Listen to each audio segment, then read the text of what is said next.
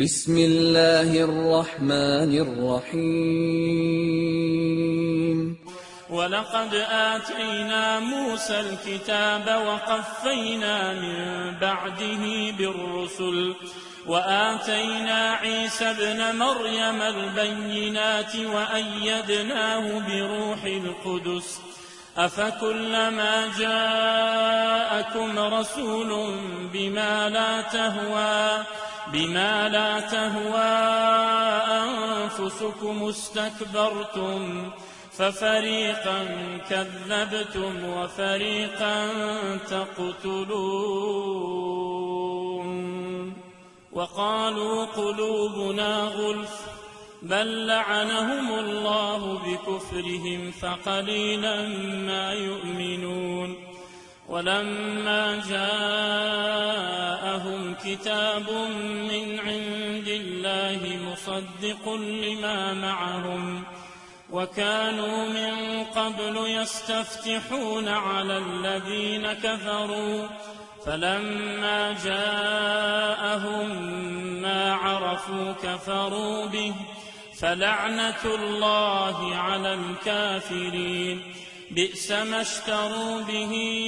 أنفسهم أن يكفروا بما أنزل الله بغيا أن ينزل الله من فضله على من يشاء من عباده فباءوا بغضب على غضب وللكافرين عذاب مهين وإذا قيل لهم آمنوا بما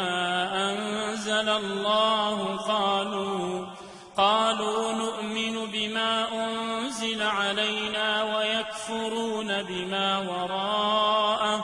ويكفرون بما وراءه وهو الحق مصدقا لما معهم قل فلم تقتلون أنبياء الله من قبل إن كنتم مؤمنين ولقد جاءكم موسى بالبينات ثم اتخذتم العجل من بعده وأنتم ظالمون وإذا أخذنا ميثاقكم ورفعنا فوقكم الطور خذوا ما آتيناكم بقوة واسمعوا قالوا سمعنا وعصينا وأشربوا في قلوبهم العجل بكفرهم قل بئس ما يأمركم به إيمانكم إن كنتم مؤمنين قل إن كانت لكم الدار الآخرة عند الله خالصة من دون الناس فتمنوا الموت إن كنتم صادقين ولن يتمنوه أبدا بما قدمت أيديهم والله عليم بالظالمين ولتجدنهم أحرص الناس على حياة ومن الذين أشركوا يود أحدهم لو يعمر 1000 سنة وما هو بمزحزحه من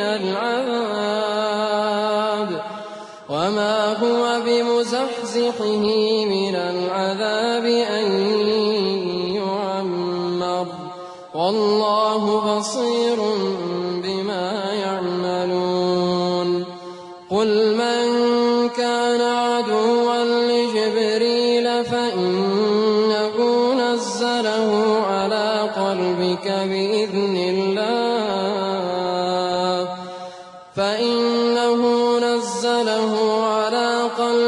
بإذن الله مصدقا لما بين يديه